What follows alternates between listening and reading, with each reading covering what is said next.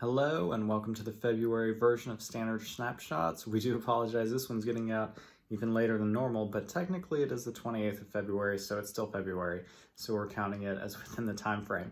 But we have had quite a busy month. We've been doing our normal ministry activities. We've been working to try and connect with as many of you all as possible. And this month, in fact, just a few days ago, saw me defending my dissertation. So as you can imagine, the combination of which has us a little bit behind on some of the other things. So for many of you who've been praying, super thankful. Thank you for praying for the many things we're involved in, but especially the dissertation. And I did get some good news that it was accepted.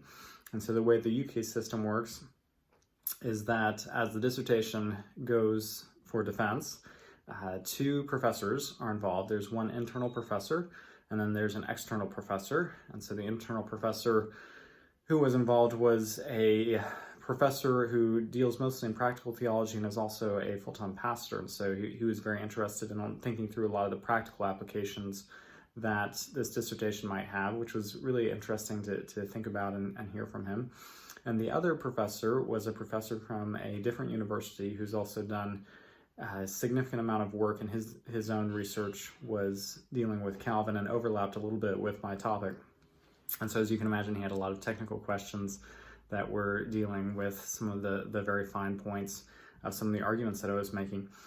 And basically what happens is they both get a copy of the dissertation, they read it independently, make their own comments, mark it up, and then exchange notes. And then a few days before the dissertation, they talk to sort of map out a game plan, put together questions that they'd like to ask. And then the day comes and I get to field their questions and do my best to answer them. And then I exit the time because it's been done online due to COVID, and come back after they've had a chance to consult with each other and make a decision. And the UK system allows for 5 different decisions, one of which is to simply fail the project outright. That's the worst scenario, of course. But basically to decide that the project's not at a doctoral level, and they could never imagine how it could be, nor is it really at any degree level. So that's just an outright fail. The second worst, so kind of working backward to forward, is to essentially take the dissertation and say it's not at a doctoral level, but it is sufficient to qualify for a lower level degree, and so it's a decision to award a master's degree. The third option is to basically say that this project could conceivably be at a doctoral level, but in its current form it's not, and so they'll accept it, but require fairly major corrections. Major corrections are typically those which would take somewhere in the ballpark of about a year to make. So it might be actually rewriting several sections of it, chapters of it, adding a significant amount of research, things like that. The fourth option is to pass the dissertation and the defense, and to essentially decide that there are some minor corrections that need to take place. And these are typically 3 to 6 month corrections. And so it may be needing to find a few additional sources that were overlooked. It may be needing to rewrite a few sections, but they're things that are not quite as significant. And then the final option is to pass it outright and basically say it's excellent in the form it's in, no need to make any changes. As you can imagine, that's extremely rare. And so typically what everyone's hoping for is to land somewhere in the acceptance with minor corrections. And so thankfully what happened was that they decided to accept my dissertation and suggest some minor corrections that need to be made. And they actually were on the fairly minor end. And so I would say that it was probably even better than what I was hoping for, in the sense that the corrections they've suggested, they gave me a time frame of 2 months to complete them in. So that's actually less time than is normally considered minor correction time frame, and they're of such a nature that they were even suggesting it probably would be possible to finish them in a month if I worked at it, but they wanted to give 2 months just to leave enough time.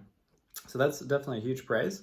I have a few things I need to add, and expanding on a couple of things. I don't actually need to rework any of the arguments, so it's just a few additions to some of the sections that are there, drawing out some implications.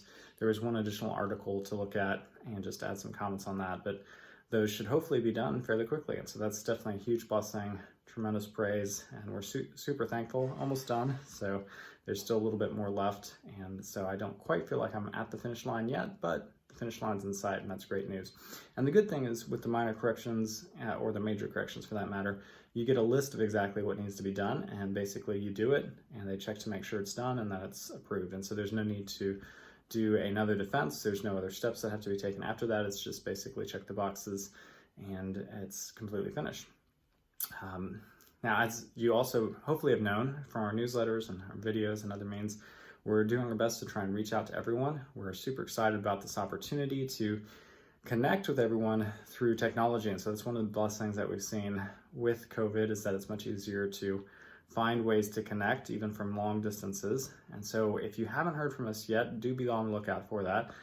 But you could also help us by actually reaching out to us. And so if you get in touch with us and let us know when's good for you, that is a tremendous blessing for us, because that saves us from having to kind of bounce back and forth and try and figure out times and dates and figure out who to reach out to next. So if you've got a time that you know would work well for you, just let us know, because we'd absolutely love to make that happen.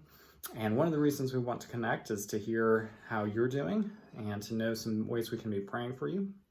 And we also want to share about some changes that we anticipate coming up, some actually very major changes that include a change in location, a change in type of ministry, and a change in the ministry board we're working with. And so we think these are things you'll definitely want to hear if you haven't already, and will be a great encouragement to you. We're really excited about them. And along with that, we'd certainly love to ask you to continue praying for the adoption, because the adoption is impacting that to some degree. We're trying to make good decisions about when and where to make the transitions. And the part of the timing, actually probably the largest factor in that decision right now is the adoption. So you can be praying that we are able to travel as soon as possible. That would be the best case scenario. And at the very least, you can be praying that we can get some information, because that's been the hardest part, is that China just really hasn't released any information whatsoever. And so you can be praying that there'd be some concrete information that'll come out. So that's all we have for now. And we'll look forward to getting in touch with you next month, and hopefully not in the last second. But we're super thankful for you. Thank you so much for your prayers. Thank you for taking time to watch, and just the interest you have in what God's doing in our lives and through us. And do take a second to let us know how you're doing, because we'd love to hear. Thanks. Bye.